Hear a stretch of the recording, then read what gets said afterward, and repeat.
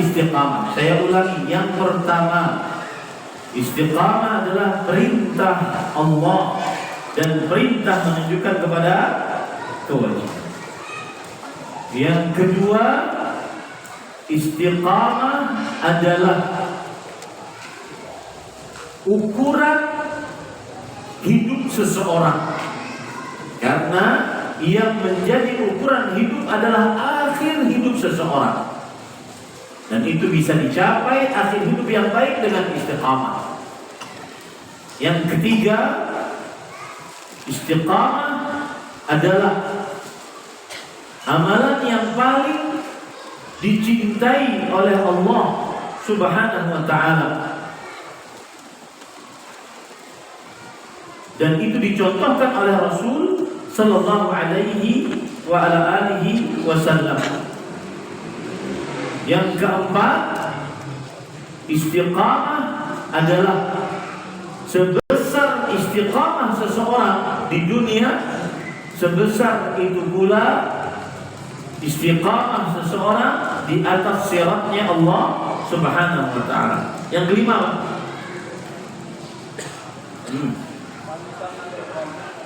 orang yang istiqamah, orang yang berhijrah pantang untuk balik kanan. Orang muslim tidak boleh untuk balik kanan. Bahkan ada cerita menarik ini. Ini mungkin menjadi motivasi kita untuk tidak kembali kepada maksiat, walau apapun urusannya. Saya kisahkan dua kisah. Yang pertama dari hadis Rasul, yang kedua dari kisah yang saya dapatkan dari ikhwan. Yang pertama, Sa'ad bin Abi Waqqas radhiyallahu anhu. Beliau ini ketika berhijrah dari kota Mekah ke kota Madinah, sudah beliau tinggal berarti di kota Mekah, di kota Madinah. Lalu ketika menaklukkan kota Mekah, beliau sakit. Ini antara Sa'ad bin Abi Waqqas atau Amr bin As radhiyallahu anhu. Kemudian beliau sedih. Jangan sampai saya meninggal di kota Mekah. Berarti hijrahnya tidak sempurna. Lihat ya. Karena seandainya saya sudah berhijrah dari kota Mekah ke kota Madinah, lalu ketika menaklukkan kota Mekah saya singgah di situ, kemudian sakit dan mati di situ, berarti hijrahnya tidak sempurna. Maka beliau berdoa kepada Allah dan minta agar Rasulullah SAW mendoakan beliau. Dan subhanallah, beliau sembuh dan akhirnya beliau meninggal di luar kota Mekah. Ini menjadi pelajaran bagi seseorang bahwa pantang untuk balik kanan setelah berhijrah, dan itu dengan istiqamah. Cerita yang kedua, cerita dari kawan. Ada seorang mantan artisah, artis laki-laki, artisah perempuan. Mantan artis waktu itu menghadap kepada saya dengan suaminya, bilang, "Ustaz, saya ini mantan artis yang kalau Ustaz lihat papan pengumuman di jalan-jalan raya, saya termasuk artis advertising yang biasa Ustaz lihat, buka aurat dan menjadi iklan-iklan gitu. Kemudian saya diberi petunjuk oleh Allah untuk bertobat. Akhirnya saya bertobat. Yang dulunya buka aurat saya tutup, yang dulunya suka kelabing malam saya berhenti. Kemudian saya berubah cepat. Kemudian teman-teman saya akhirnya menuduh saya radikal. Kemudian mereka meninggalkan saya satu-satu secara teratur. Jadi saya tidak punya teman. Karena tidak punya teman, nah ini pentingnya, akhirnya saya kembali lagi kepada teman lama. Akhirnya saya tanggalkan semua yang sudah Allah berikan petunjuk kepada saya. Suatu saat saya di kelabing malam, dan ini cerita hakiki ya, kelabing malam, dugem, mabuk-mabukan. Kemudian saya dengan teman perempuan saya, waktu itu teman perempuan saya peluk dan meninggal dalam pelukan saya. Seketika itu saya menangis sehabis-habisnya. Bukan karena teman yang buruk ini yang saya tangisi, tetapi saya ingat Allah. Ya Allah, kurang ajarnya saya. Sudah Engkau beri petunjuk kepada saya untuk bertobat, meninggalkan maksiat ini, buka aurat, main laki-laki, dugem, mabuk-mabukan. saya sudah diberi petunjuk, kemudian saya kembali lagi. Dan alangkah ruginya saya kalau seandainya ternyata malaikat mau mencabut nyawa saya pada saat itu. Maka urgensinya istiqamah pantang orang yang berhijrah untuk balik kanan, dan itu dengan istiqamah. Sekarang kita masuk kepada poin yang kedua, hakikat istiqamah. Jadi mulai pengertian secara bahasa.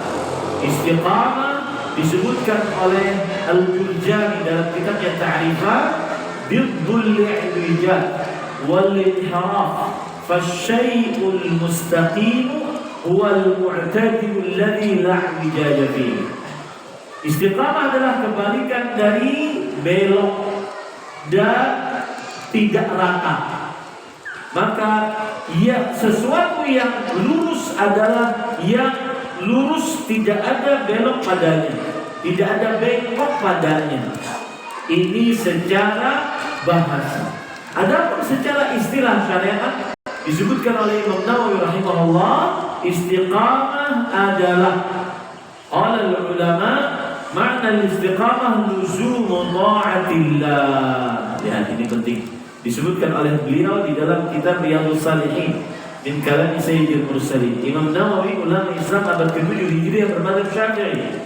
Beliau mengatakan, para ulama berkata, makna istiqamah adalah luzumu ta'atillah, selalu dalam ketaatan kepada Allah, melazimi ketaatan kepada Allah Subhanahu wa taala.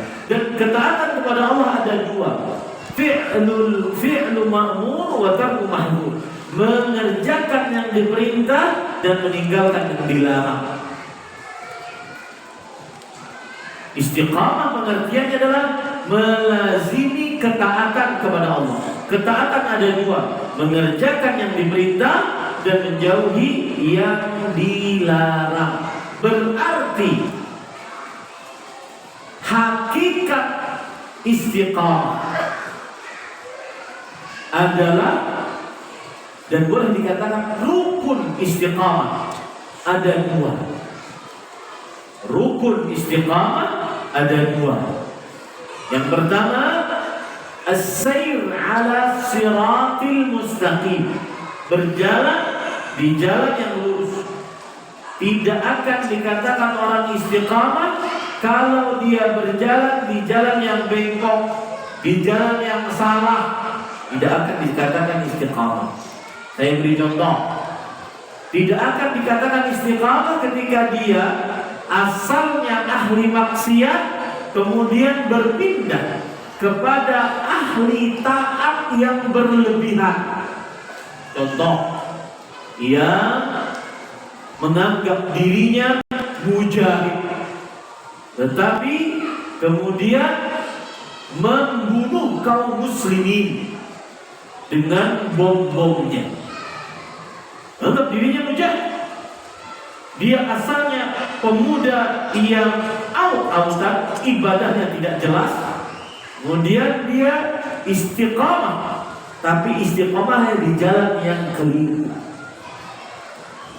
Yang keliru yaitu ketaatan yang terlalu berlebihan, sehingga semua kaum muslimin dianggap kafir. Saya saja yang muslim, karena kafir darahnya halal boleh dibom. Coba antum pernah berpikir, di Mekah tidak ada yang boleh hidup di Mekah kecuali seorang muslim. Masa ada bom di Mekah? Ini istiqamah yang jalannya salah. Tidak akan pernah istiqamah orang yang di jalan yang salah. Contoh yang lain, dulunya tidak pernah berzikir, tidak pernah duduk di pengajian.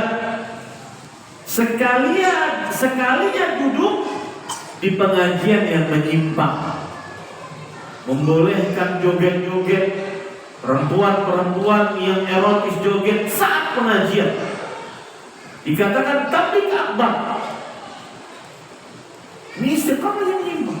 Asalnya tidak pernah duduk di majlis zikir, kemudian istiqamah, akhirnya duduk di majlis zikir, tapi majlis zikirnya yang menyimpang, teriak-teriak, yang jingkrak-jingkrak, joget-joget, yang tidak pernah ada sama sekali dari contoh Rasulullah SAW, para sahabat, para tabi'in, para tabi'ut tabi'in, bahkan imam yang 4 gak pernah mencontohkan.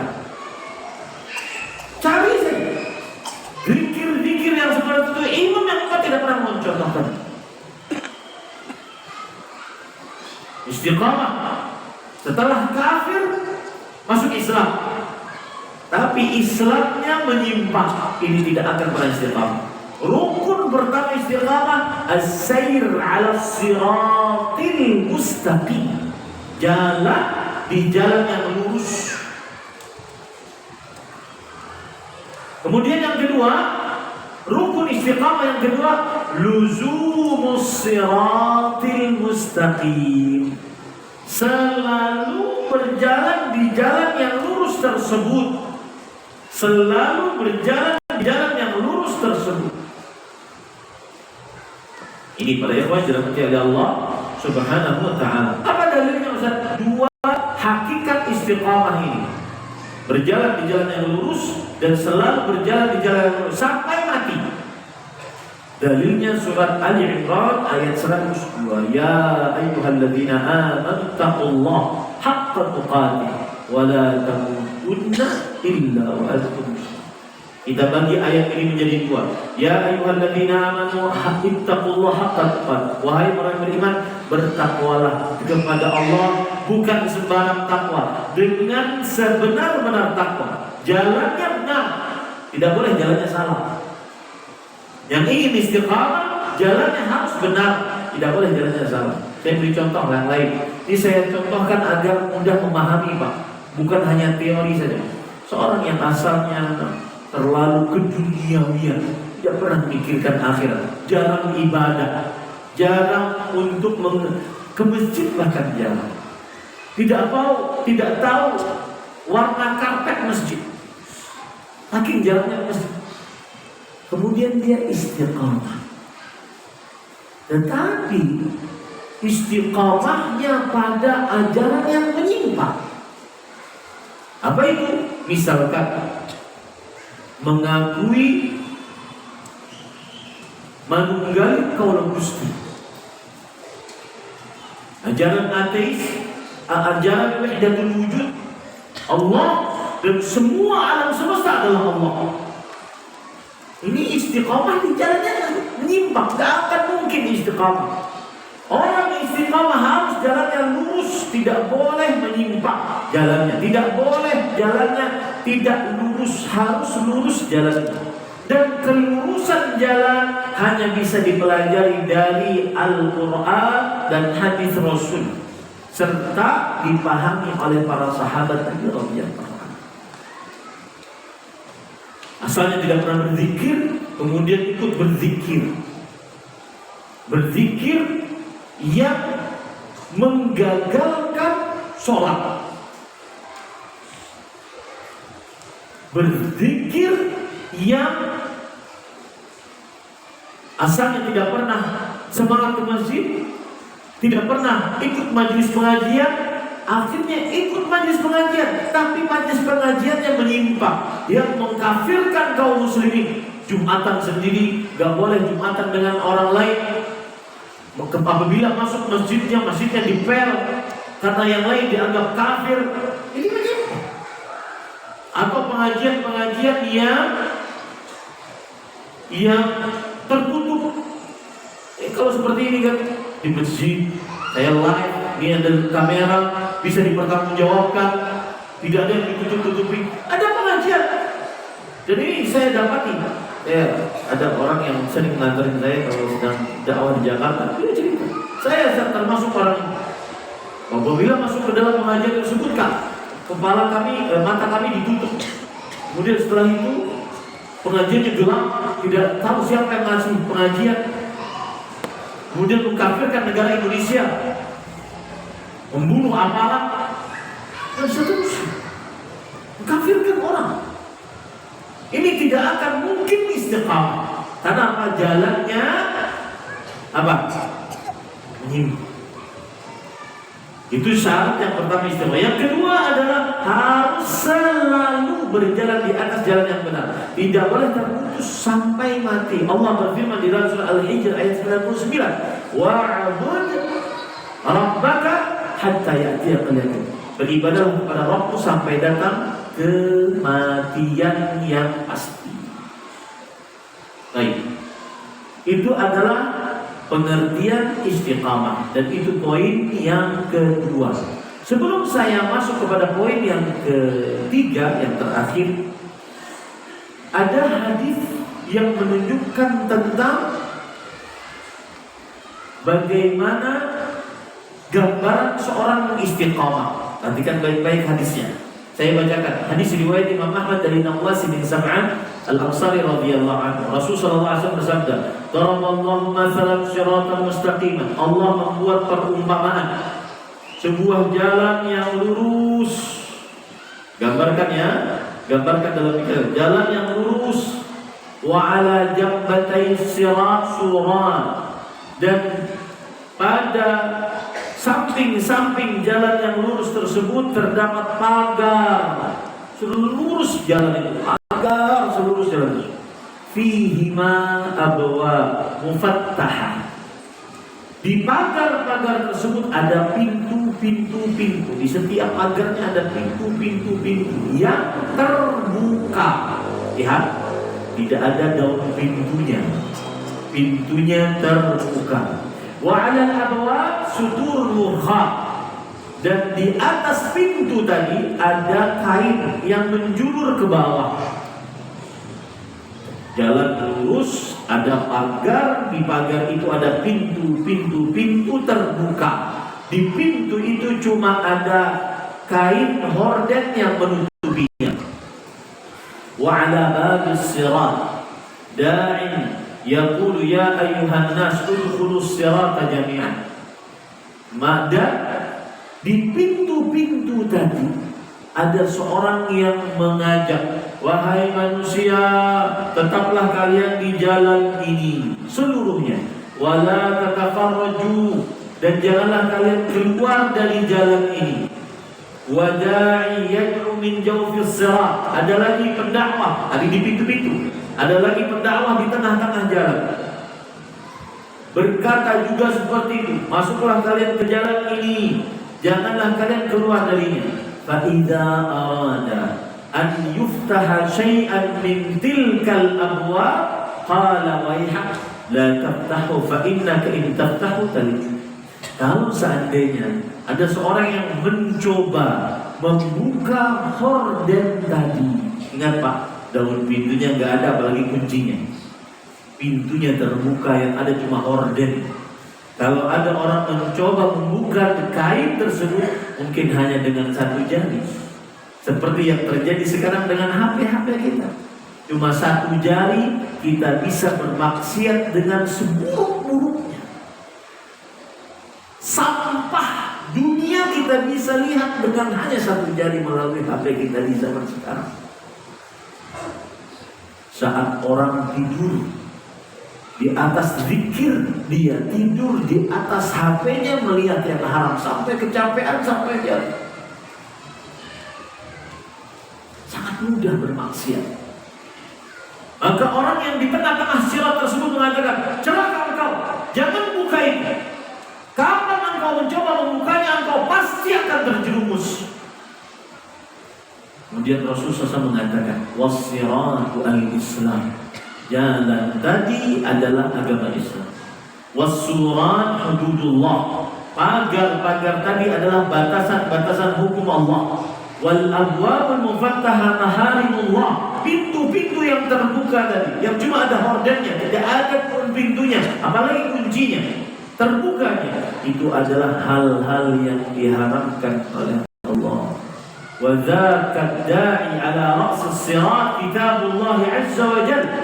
Dan pendakwah-pendakwah yang ada di pintu-pintu tadi itu adalah Al-Quran. Wa ja'i min fawqi sirat wa'idullah fi qalbi kulli muslim. Dan yang mengatakan tadi di tengah-tengah jalan tadi, yang mengajak untuk masuk tadi, itu adalah hati kecil. Hati kecil. Maka selalu tanyakan hati kita yang masih bersih. Karena biasanya kalau seandainya kita sudah berdosa, kita takut untuk ketahuan orang. Dan subhanallah, ini terutama bagi anak-anak muda, para santri, anak-anak di santri, hati-hati nak, saya pesan, bukan saatnya engkau sekarang memiliki HP, apalagi para penghafal Quran.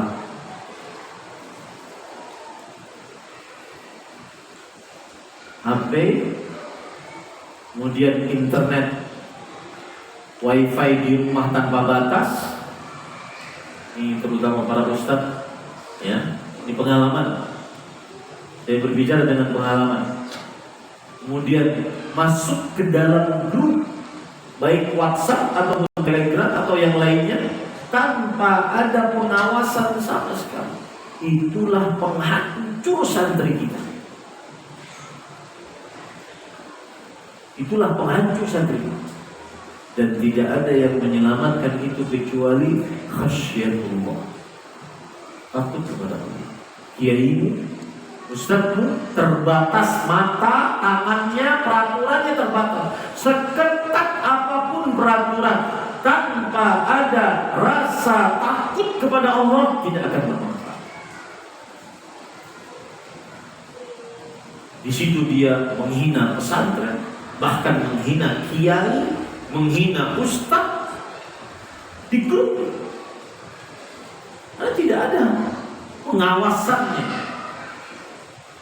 Bahkan yang lebih parah lagi, kalau seandainya di dalam grup tersebut ada mantan-mantan santri yang sudah jadi orang awam, sekolahnya sudah di umum, melihat dunia luar, masih di dalam grup tersebut, itu penghancur terbesar bagi para santri. Saya pernah diceritakan oleh Fadil Syekh Profesor Dr. Abdul Razak Namus. Lihat, ini pentingnya hati kecil kita yang masih belum terkontaminasi, tercampur dengan bisikan syaitan. Ketika seseorang ada bermaksiat kepada Allah di dalam kamarnya dengan HP-nya, kemudian ada suara dari luar seperti ada pergerakan, bergerak, langsung dia tutup HP-nya. Kemudian langsung dia keluar. Ternyata di luar kucing. Langsung dia sadar, astagfirullah, saya lebih takut kucing daripada Allah Al-Bari, Al-Khaliq, Al-Mudabbir. Lebih takut kucing daripada Allah yang Maha Pencipta, mengatur, berkuasa, Syadidul Iqab. Tanamkan kepada santri-santri untuk takut kepada Allah Subhanahu wa taala. Abdullah bin Mas'ud radhiyallahu anhu berkata, "Laisa al-'ilmu bi kathrati riwayah, innamal 'ilmu khasyatullah." Bukanlah ilmu dengan banyaknya hafalan. Banyak orang yang mengadu kepada saya, "Ustaz, saya malu, sedih, takut kepada Allah. Orang mengagungkan saya. Saya seorang penghafal Quran dan yang memiliki sanad 3 riwayat sekaligus. Tapi saat di dalam kamar saya bermaksiat, Ustaz. Orang mengagungkan saya, cium tangan jadi imam sana, imam sini. Tapi saya tahu pribadian saya sendiri, Ustaz." Maka saya katakan, bukanlah ilmu yang banyak hafal, tetapi ilmu adalah khasyatullah. Khasyah, takut kepada Allah, bukan hanya sekedar takut, tetapi takut ma'al ma'rifah, takut disertai dengan ma'rifat tentang Allah. Allah Maha mendengar, Allah Maha melihat, Allah Maha mengetahui. Alam ya'lam bi anna Allah yara. Apakah engkau tidak mengetahui bahwa Allah Maha melihat? Ini para ikhwan yang dirahmati oleh Allah. Kenapa saya berbicara itu? Karena saya lihat santri-santri, maka dan saya di dunia pendidikan, saya di dunia pesantren, tahu apa yang dilakukan oleh para santri. Hati-hati nak, berimanlah yang jujur kepada Allah Subhanahu wa taala. niscaya ilmumu akan berkah. Dan itulah yang disebut oleh Rasulullah SAW, bahwa ada suara di tengah jalan tadi yang mengatakan ayo masuk, jangan keluar. Itu adalah suara hati kecil yang belum terkontaminasi, tercampur dengan bisikan syaitan. Apabila suara dalam hati kita sudah merasa tidak nyaman, tinggalkan perbuatan tersebut. Pasti dosa. Al-ithmu ma haka fi sadrik wa karihta an yattali'a 'alaihi an-nas. Dosa adalah yang membuat kamu tidak tenang di dalam qalbumu dan engkau benci untuk dilihat oleh manusia. Ada pepatah Imam Ahmad mengatakan, la taqul khalawt. Jangan engkau katakan aku sendirian. Walakin qul innal ladzi khalaqa adh-dhalama yarani. Tapi ucapkanlah, sesungguhnya yang menciptakan kegelapan, dia sedang melihatku dan mengawasi. Ini para ikhwan yang dirahmati oleh Allah Subhanahu wa ta'ala. Baik. Sekarang poin yang ketiga dalam 3 menit. Yang pertama, kiat agar istiqamah. Ketahuilah, pelajarilah, dan yakinilah keutamaan istiqamah. Ketahuilah, pelajarilah, dan yakinilah keutamaan istiqamah. Salah satu keutamaan istiqamah adalah seseorang akan dijaga oleh Allah saat di akhirat, sebagaimana sudah saya sebutkan. Sebesar istiqamahmu di dunia, sebesar itu penjagaan Allah di akhirat. Sebesar istiqamah di dunia, sebesar itu penjagaan Allah di akhirat. Nah, yang kedua, kiat istiqamah adalah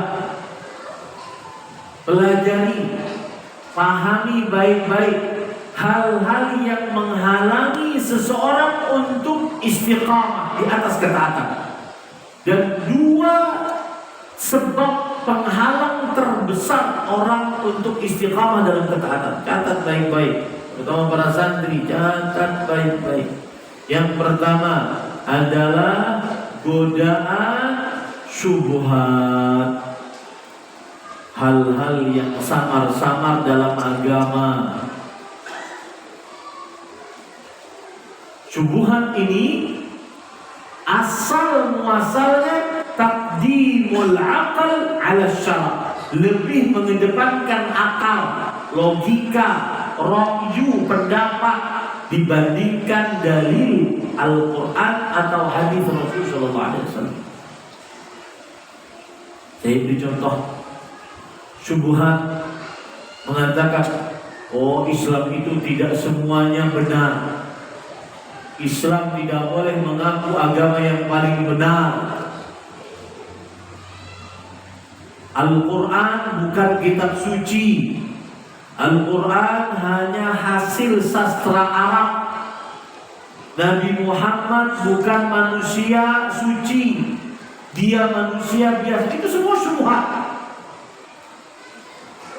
Dan hasil syubhat itu hasil dari mengedepankan akal daripada dalil Al-Quran atau hadis Rasulullah. Contoh yang lain lagi, LGBT, suka sesama jenis. Sebagian orang dengan suka sesama jenis dia punya syubhat. Ustaz, saya nggak salah, saya suka sama laki-laki. Kenapa? Karena Allah yang salah. Kenapa sifat saya feminin diletakkan di dalam tubuh maskulin? Akhirnya gemulai. Ini bukan salah saya, ini Allah yang salah. Itu syubhat. Suka sesama jenis, syubhat. Syubhat wahdatul wujud. Seperti misalkan ana a'buduhu wa ya'buduni fa anna yukallam. Aku menyembah dia, dia menyembah aku. Lalu siapa yang paling pantas untuk disembah? Wahdatul wujud syubhat. Dan syubhat, godaan lebih berbahaya dibandingkan syahwat. Syubhat ujung-ujungnya adalah kesyirikan, kekufuran, kemunafikan akbar.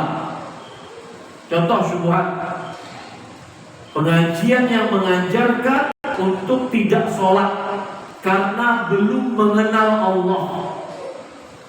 Selama belum mengenal Allah, tidak wajib sholat. Wonten enggak?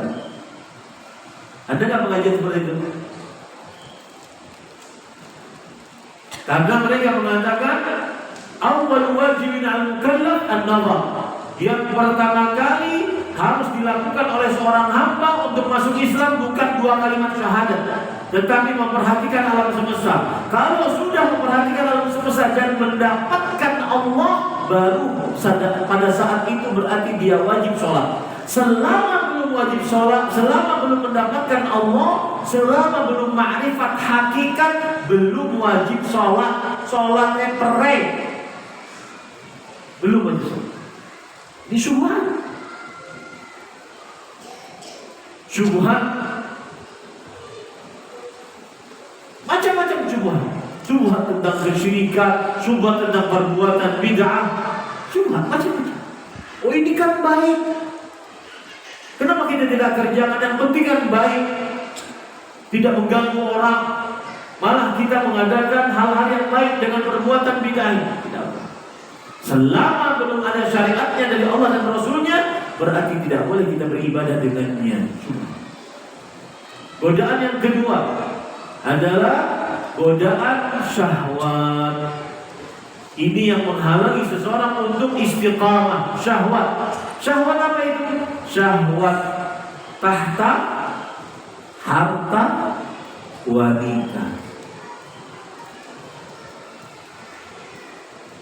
Dan syahwat asal muasalnya taqdimul hawa 'alal 'aqli wasyara'. Karena lebih mendahulukan hawa nafsu dibandingkan akal dan dalil syariat. Hawa nafsunya dahulu didahulukan. Contoh, seorang yang terkena syubhat zina, dia lebih mendahulukan hawa nafsunya dibandingkan akal sehat. Zina enaknya 5 menit, 10 menit, akan tetapi menurut akal sehat maka dia akan merugi, merasa takut, merasa berdosa, selalu dihantui dengan dosanya. Belum dia takut nanti anak istrinya juga berzina sebagaimana dia berzina. Belum dia takut nanti anak perempuannya dizinai orang sebagaimana dia menzinai anak perempuan orang. Syahwat adalah hasil dari lebih mengedepankan hawa nafsu dibandingkan akal sehat dan dalil syariat. Syahwat termasuk syahwat tahta, harta, judol, atau pinjol untuk judol. Mantap. Pinjol, pinjaman online, riba, dosa besar.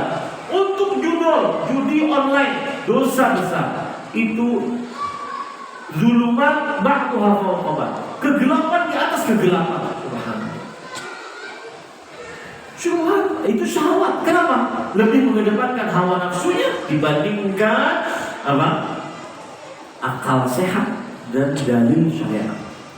Contoh lagi minum khamar, contoh lagi berjudi, contoh lagi main wanita, contoh lagi macam-macam.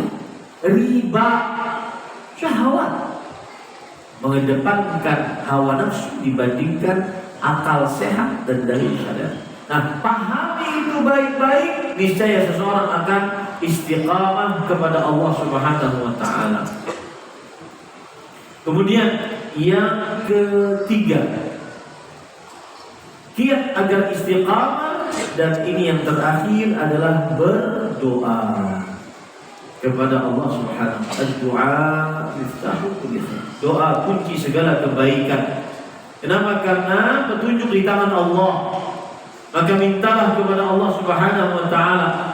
Allah berfirman dalam surah Fatir ayat 8, Fa innallaha yudhillu man yasha wa yahdi man yasha. Sesungguhnya Allah menyesatkan siapa yang dikehendakinya dan memberi petunjuk kepada siapa yang dikehendakinya. Mintalah kepada Allah petunjuk. Makanya salah satu doa yang paling banyak dibaca oleh Rasul sallallahu alaihi wasallam, apa doanya? Ya muqallibal qulub, tsabbit qalbi ala ta'atik. Wahai yang membolak-balikkan hati, tetapkan hatiku di atas agama. Berdoalah kepada Allah Subhanahu wa ta'ala. Kalau boleh saya tambah, yang keempat adalah bermujahadah, harus usaha. Dari tadi kita membicarakan tentang istiqamah. Sebagian orang mungkin menganggap istiqamah harus lepas dari maksiat. Enggak. Termasuk istiqamah dalam ketaatan. Sudah berapa lama saya tidak sholat malam? Bagaimana istiqamah? Sudah berapa lama Al-Quran saya tinggalkan? Saya berpesan, Pak, setiap hari jangan lepas baca Quran, Bapak Ibu. Masa nggak sanggup sih baca Quran? Khabbab bin Al-Arat radhiyallahu anhu mengatakan, taqarrab ila Allah mastata', fa innaka lan tataqarrab ilaihi ahabba ilaihi min tilawati kitab. Silahkan dekatkan dirimu kepada Allah semampumu. Tapi ingat baik-baik, engkau tidak akan pernah bisa mendekatkan diri kepada Allah dengan sesuatu yang paling Allah cintai dibandingkan membaca Al-Quran. Bacalah Al-Quran. Istiqamah harus usaha. Istiqamah bersedekah, istiqamah. Ustaz, saya nggak punya harta, cuma sedikit ya, istiqamah. Allah berfirman dalam surat Al-Ankabut ayat 69, walladzina jahadu fina lanahdiyannahum subulana wa innallaha ma'al muhsinin. Orang-orang yang berjuang di jalan kami harus usaha. Untuk istiqamah harus usaha. Istiqamah meninggalkan yang haram. Saya pernah sebelum kajian, setelah kajian ada pemuda yang kata, Ustaz, susah Ustaz. Kenapa ya akhi susah? Apa yang Ustaz katakan itu paling susah? Meninggalkan melihat film yang haram. Saya Ustaz punya di harddisk 1 GB semua film haram. Kemudian saya mendengar ceramah Ustaz, saya hapus 1 GB.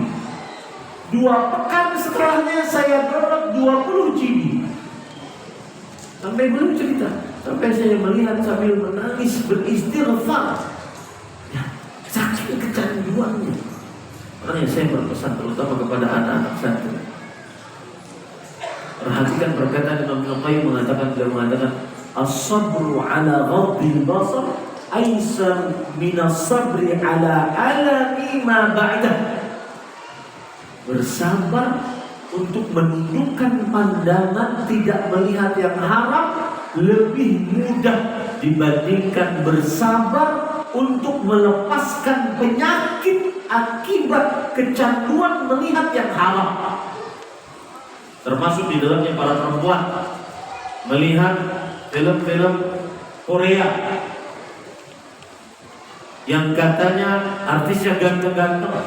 Perhatikan, bersabar menundukkan pandangan lebih mudah dibandingkan bersabar melawan penyakit kecanduan melihat yang haram. Susah kalau sudah kecanduan, maka harus usaha. Kemudian yang kelima, yang terakhir, yaitu mencari teman yang saleh. Para ulama mengatakan as-sahib sahib, teman adalah yang menarik. Maka bertemanlah dengan teman yang soleh. Rasulullah SAW bersabda, "Adri al-mar'u ala dini khalili, falyanzur ahadun khalil." Seseorang sesuai dengan ajaran agamanya, maka sesuai dengan kebiasaan temannya, maka perhatikan dengan siapa dia berteman. Saya akan tahu ini santri namanya Baihaqi.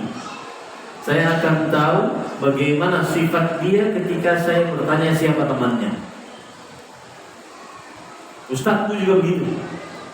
Kalau antum nyari teman, nyari ustaz, lihat dengan siapa dia berkawan. Begitulah ustaz. Sahib, teman yang menarik. Buruk akan berkumpul dengan sekawanan burungnya. Semoga yang disampaikan bermanfaat. Saya berikan dari Allah Subhanahu Wa Taala. Saya kembalikan acara kepada pembawa acara. Apakah lanjut dengan pertanyaan dalam sholat isya? Dan sebagian jamaah mungkin bertanya, bolehkah diakhirkan begini Ustaz? Tidak mengapa, dengan kesepakatan para jamaah sekalian. Karena Rasulullah Shallallahu Alaihi Wasallam ketika sholat isya pernah beliau mengakhirkan sholat isya, kemudian dibangunkan oleh Umar bin Khattab. Ya Rasulullah, as-salat, as-salat. Hanya Umar yang berani begitu kepada Rasulullah. Wahai Rasulullah, sholat. Orang sudah capek nunggu. Kemudian dari itu sudah hampir tengah malam. Kemudian beliau berkata, laula an asyqa ala ummati innaha lawaqtuha. Kalau aku tidak memberatkan atas umat, maka sholat yang paling afdal untuk sholat isya adalah di akhir saat. Lagi ini dengan kesepakatan, semoga tidak menghambat. Baik. Kata panitia malah lanjut sampai jam 8. Nah, pertanyaan. Bagaimana tata cara ziarah kubur ke makam orang tua sesuai ajaran Nabi? Apa saja bacaannya?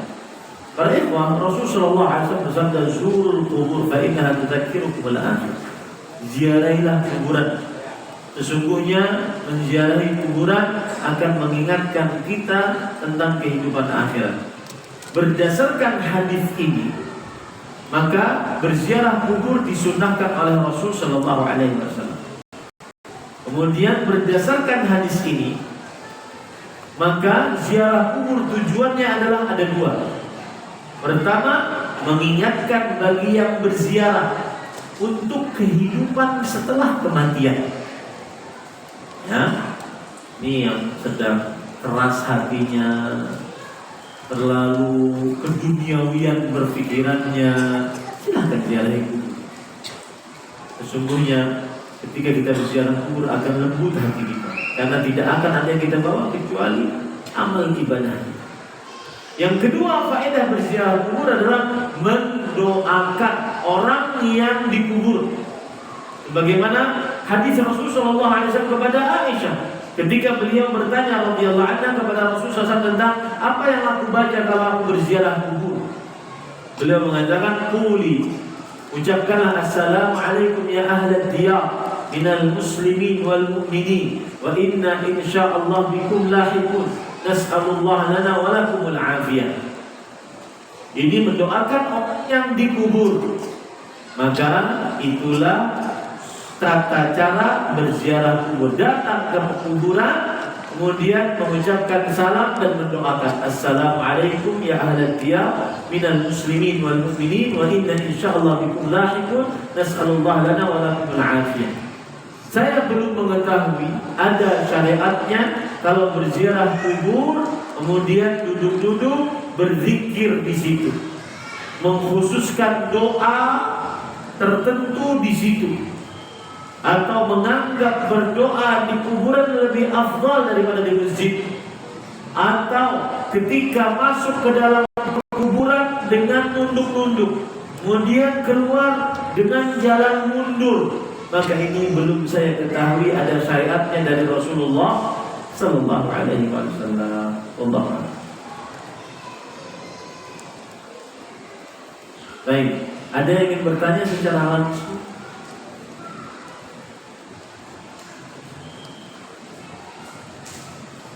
Silakan. Langsung aja. Seringkali kalau kita mengikuti kajian di masjid atau kita di dalam masjid, rasa iman kita itu tinggi, Ustaz, dan semangat untuk beribadah itu menggelora. Tapi kalau kita sudah di rumah atau sendirian, tidak di masjid lagi, itu rasa keimanan kita mulai turun. Itu bagaimana cara istiqomahnya supaya terus di atas begitu? Namanya sinten, Pak? Mas Hidayat. Hidayat. Nah, apa yang ditanyakan oleh Mas Hidayat itulah yang pernah ditanyakan oleh sahabat Nabi kepada Rasulullah SAW.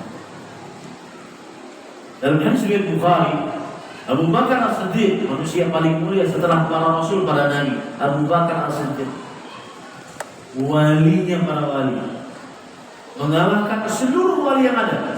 Abu Bakar As-Siddiq.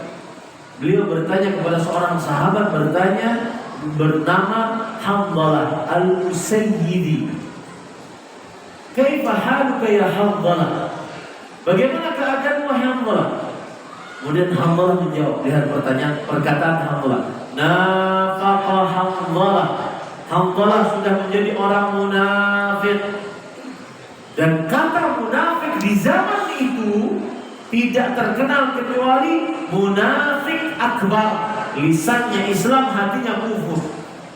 Maka Abu Bakar As-Siddiq langsung terperanjat. Beliau mengatakan, Subhanallah, ma taqul. Wahai Maha Suci Allah, apa yang kau ucapkan wahai Hanzalah? Ini perkataan berat menjadi orang munafik. Hanzalah menceritakan kenapa beliau mengatakan dirinya sebagai seorang munafik. Persis yang disebutkan oleh Mas Hidayat tadi. Beliau mengatakan, nakunu 'inda Rasulillah sallallahu alaihi wasallam yudzakkiruna bil jannati wan nar ka'anna ra'yu 'ain. Fa idza kharajna min 'inda Rasulullah sallallahu alaihi wasallam 'afasna al-azwaj wal aulad wal dhayyan nasina katsiran. Kenapa aku katakan diriku sebagai seorang munafik? Kalau kita sedang duduk bersama Rasul sallallahu alaihi wasallam, kemudian Rasul SAW menceritakan tentang surga dan neraka, dan beliau menceritakan surga dan neraka tersebut seakan-akan kita bisa melihat surga dan neraka tersebut seperti kita melihat dengan mata kepala kita secara langsung. Berarti Rasul SAW menceritakan surga dan neraka dengan detil, rinci. Para sahabat memperhatikannya dengan sebaik-baiknya. Kemudian ketika kita sudah keluar dari majelis Rasulullah, bertemu pekerjaan, bertemu istri, bertemu anak, bertemu dunia, kita banyak lupanya. Itu yang dikatakan oleh Hanzalah sebagai orang munafik. Abu Bakar As-Siddiq ketika mendengar penjelasan tersebut, beliau mengatakan, wallahi inni la ajidu mithla dzalik. Demi Allah, aku pun dapati diriku seperti itu. Ayo kita pergi kepada Rasul sallallahu alaihi wasallam. Mengadu dua orang mulia ini, Abu Bakar As-Siddiq dengan Hanzalah Al-Usayyidi radhiyallahu anhu, menghadap kepada Rasul sallallahu alaihi wasallam dan menceritakan apa yang mereka berdua rasakan. Apa kata Rasul sallallahu alaihi wasallam? Ini jawabannya. Dia mengatakan, "Illa takununa 'indi la safahatkumul malaikah illa takununa 'ala ma in tadumuna 'ala ma takununa 'indi la safahatkumul malaikah fi turuqikum wa fi furushikum wa 'ala furushikum." Yang artinya, kalau kalian khusyuk seperti sekarang ini, sebagaimana kalian duduk di hadapanku, kalau kalian di luar juga khusyuk sebagaimana kalian duduk di hadapanku, maka para malaikat akan menyalami kalian, berjabat tangan dengan kalian, di jalan-jalan kalian, di atas kasur kalian. Kenapa? Karena berarti sederajat dengan malaikat. Kemudian beliau mengucapkan sebuah konsep hidup bagi seorang muslim. Kata Rasulullah SAW, walakin ya Hanzalah sa'ah. Akan tetapi wahai Hanzalah, kadang sewaktu kita berdiri, sewaktu di majlis ilmu, memang di dalamnya, di rumah Allah, dibacakan ayat-ayat suci Al-Quran, penuh dengan kehikmatan. Malaikat turun, rahmat, malaikat mengumpuli, rahmat turun, ketenangan adalah semangat beribadah, wajar. Tapi ketika sudah mengerjakan perkara dunia, kita pun juga fokus dengan perkara dunia. Asalkan jangan maksiat. Jadi kalau di luar kemudian tidak seperti di dalam masjid, maka semua kewajaran. Asalkan jangan apa? Ada sebagian orang yang sudah berhijrah, wah, gak mau ke mall. Kenapa? Hijrah. Ini salah. Kita manusia, kita mengerjakan perintah, mengerjakan hal-hal yang merupakan kebutuhan kita. Boleh saja orang pergi ke pusat perbelanjaan, bawa anak, bawa istri. ke rumah-rumah makan, boleh saja, asalkan jangan apa? Nah, itu jawabannya. Allah. Silakan. Mana mic-nya tadi kasih? Assalamualaikum warahmatullahi wabarakatuh. Salam. Kalau orang mati bunuh diri, apakah dia keluar dari Islam, Ustaz? Yang mengeluarkan dari Islam adalah kekufuran, kesyirikan, kemunafikan akbar. Kekufuran lebih luas daripada kesyirikan. Kesyirikan adalah menyamakan selain Allah dengan Allah dalam perkara yang khusus milik Allah. Kekufuran lebih luas dari kesyirikan. Bisa dengan menyamakan selain Allah dengan Allah dalam khusus dalam perkara khusus milik Allah, atau yang tidak percaya terhadap Allah, atau yang menghina Allah, yang menghina agama Islam, kekufuran. Atau kemunafikan akbar, yaitu seorang yang lisannya kafir dan lisannya muslim tetapi hatinya penuh dengan kekufuran. Itu saja yang mengeluarkan dari agama Islam. Tetapi oleh karena itu bunuh diri tidak sampai mengeluarkan dari agama Islam. Tetapi dosa besar bunuh diri. Allah berfirman dalam Al-Quran, "Wala taqtulu anfusakum, innallaha kana bikum rahima." Janganlah kalian bunuh diri kalian sendiri. Sesungguhnya Allah Maha Pengasih terhadap kalian. Allah juga berfirman, "Wala tulqu biaydikum ila tahlukah." Dan janganlah kalian menjerumuskan diri kalian kepada kebinasaan dengan tangan-tangan kalian sendiri. Rasul sallallahu alaihi wasallam bersabda, "Man qatala nafsahu bihadidah, fahadidatuhu." Barang siapa yang membunuh dirinya dengan sebuah besi, maka besi tersebut dia akan siksakan kepala dirinya sendiri pada hari kiamat. Barang siapa yang membunuh dirinya dengan racun, maka racun tersebut dia akan mengonsumsi di akhirat kelak. Ini menunjukkan bahwa membunuh diri sendiri dosa besar, tetapi tidak sampai mengeluarkan dalam agama dari agama Islam. Wallahu a'lam. Ustaz, Ya. terima kasih. Dalam Quran maupun hadis dijelaskan bahwa Islam itu pasti berpecah belah, tetapi kita wajib untuk bersatu. Bagaimana kiat-kiat itu untuk bisa kita bersatu, Ustaz? Jawabannya adalah hadis Rasul sallallahu alaihi wasallam. Nabi Muhammad SAW bersabda, "Innahu man ya'ish minkum fasayara ikhtilafan katsiran." Sesungguhnya yang hidup sepeninggalku dari kalian akan melihat perselisihan, perpecahan yang banyak. Obatnya satu, fa'alaikum bisunnati. Hendaknya kalian berpegang teguh kepada sunnah. Ustaz, semua kelompok mengatakan kami di atas sunnah, tapi tetap berpecah belah. Ada lagi obat yang kedua, wa sunnatil khulafa'ir rasyidin al-mahdiyyin. Dan hendaknya kalian berpegang teguh kepada sunnah para khalifah rasyid yang baik sepeninggalku. Tamassaku biha wa 'addu 'alaiha bin nawajid. Berpegang teguh kepada sunnah tersebut, gigit dengan gigi geraham tersebut. Ini sunnah Rasul, obat dari perpecahan. Semua kaum muslimin akan ke sini, maka akan tersatu. Tapi kadang-kadang sunnah ini beda-beda memahaminya, maka harus mencari kesatuan pemahaman, sehingga sunnah ini tidak dipahami dengan berbeda-beda. Dan pemahaman yang paling terbaik adalah pemahaman para sahabat, para tabi'in, para tabi'ut tabi'in terhadap agama Islam. Mengapa paling terbaik? Bukan pemahaman kita ya, enggak. Karena ada sebagian orang yang mengatakan itu dakwah sunnah, dakwah salaf mengatakan mereka yang paling benar. Enggak, kita tak mengaku yang paling benar. Kita mengatakan pemahaman agama yang paling benar yang dipahami oleh para sahabat, para tabi'in, para tabi'ut tabi'in. Kenapa? Sebabnya ada beberapa sebab. Satu, mereka saksi hidup ayat dan hadis Nabi. Saksi hidup. Dua, mereka orang Arab yang paling faham tentang bahasa Arab dan Al-Quran serta hadis dengan berbahasa Arab.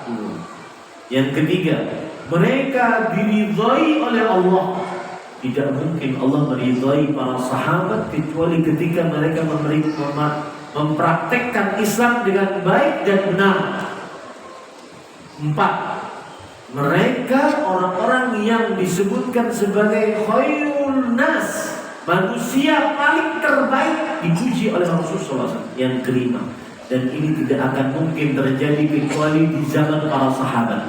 Perhatikan ini baik-baik. Mereka kalau salah dalam mempraktekkan Al-Quran atau hadis, apa yang terjadi? Dikoreksi langsung oleh siapa?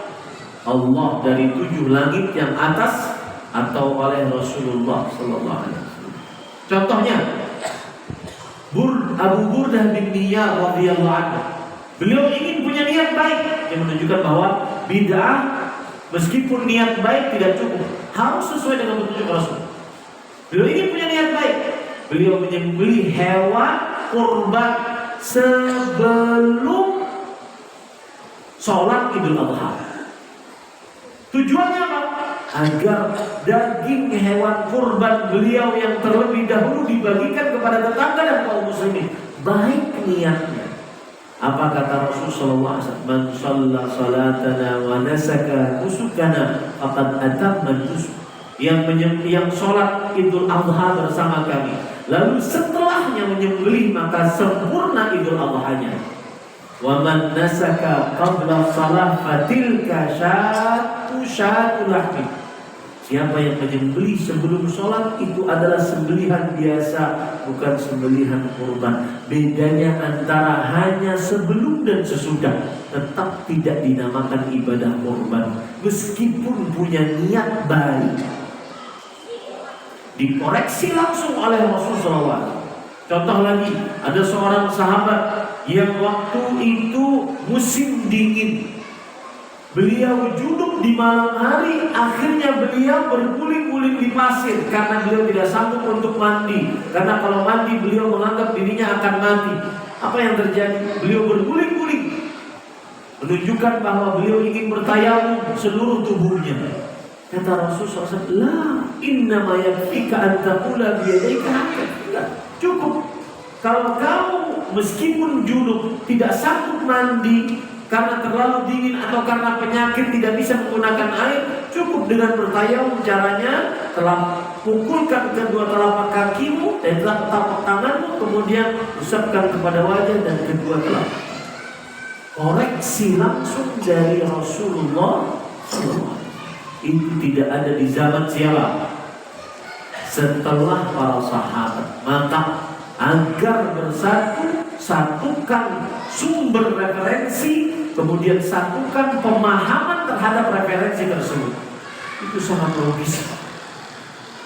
Sangat logis. Wallahu a'lam. Cukup. Sedih dari tadi angkat tangan, silakan. Waalaikumsalam.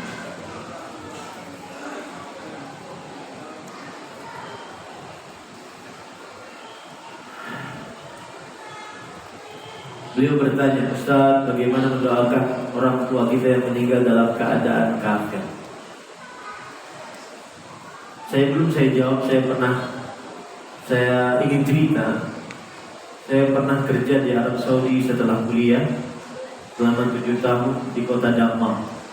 Dammam itu sekitar 1.300 km dari Arab Saudi. Dammam itu kota lumbung minyaknya Arab Saudi, yang diperkirakan sekitar 100 tahun lagi masih ada minyak di Arab Saudi.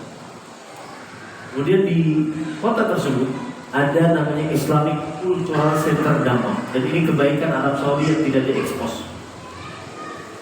Islamic Center ini fungsinya adalah mendakwahi kaum kafirin yang bekerja di Arab Saudi.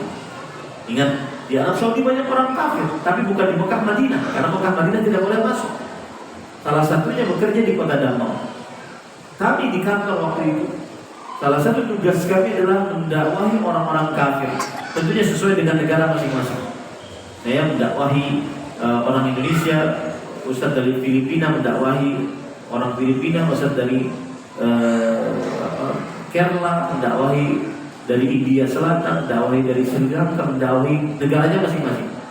Nah, di kantor kami hampir setiap bulan 80 orang masuk Islam. Setiap bulan. Dan itu kebaikan Arab Saudi yang tidak diekspos oleh media massa. Kemudian apalagi dalam bulan Ramadan, mereka kadang-kadang yang masuk dalam agama Islam 150 orang bulan Ramadan.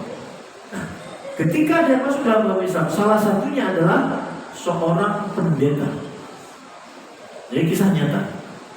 Kemudian beliau tanya, dari orang Filipina. Beliau tanya kepada saya, "Ustaz, gimana kamu?"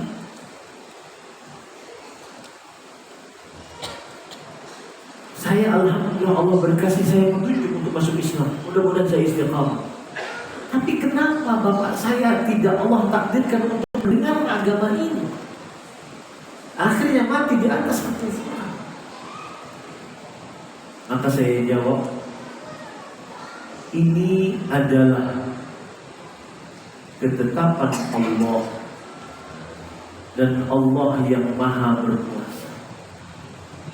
Pertanyaan bapak tadi dan pertanyaan si pendeta tadi sama persis dengan orang bertanya, "Ustaz, kenapa ada iblis?" Pertanyaan ini puncak pertanyaan takdir. Coba Ustaz, nggak ada iblis, kita nggak dikeluarkan dari surga, nggak capek hidup di Seragen, tidak pernah buang air besar, buang air kecil, makan tidak ada yang terlarang, enak di surga bersama bidadari, hidup kekal abadi. Ini semua kan gara-gara iblis.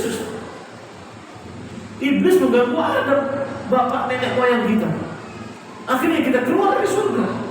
Sampai sekarang di sini, di dunia yang hina ini, yang sebagian orang tertipu mendewakannya. Apalagi anak muda sekarang melihat orang-orang yang katanya harus mempunyai keuangan, umur 25 harus sampai 100 miliar. Membuat anak muda ini sekarang tidak lagi gemar untuk menghafal Quran, duduk di jalan menuntut ilmu agama. Kenapa? Karena yang dicekoki, yang dia lihat di media sosial adalah dunia. Cakap hidup di dunia. Itu sama Pak. Pertanyaan Bapak dan pertanyaan dan sama dengan mengapa ada iblis, Ustaz? Nah, jawabannya cuma satu.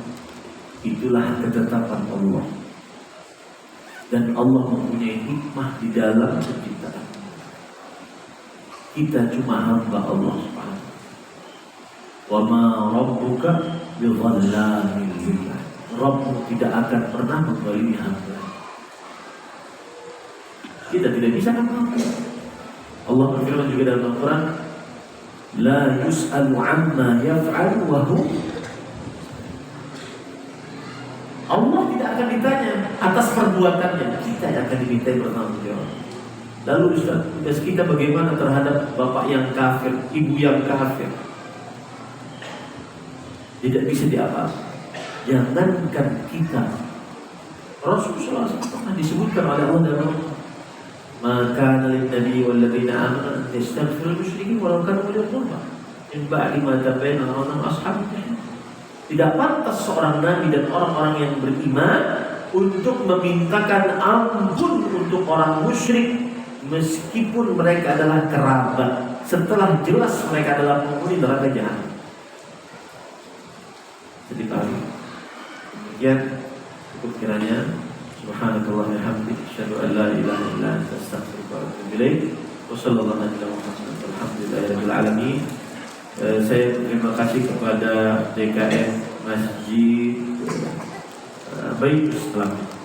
Baitus Salam Tangian Sragen, Jawa Tengah yang sudah memfasilitasi atas kajian ini. Semoga seluruh amal ibadah kita diterima oleh Allah Subhanahu wa taala, dan semoga kita bisa bertemu lagi di dalam majelis ilmu yang lain. Kalau tidak bertemu di dunia, maka saya ucapkan sampai jumpa di surga firdausnya Allah Subhanahu wa taala. Subhanallah walhamdulillah, asyhadu an la ilaha illa anta, astaghfiruka wa atubu ilaik. Wassalamualaikum warahmatullahi wabarakatuh.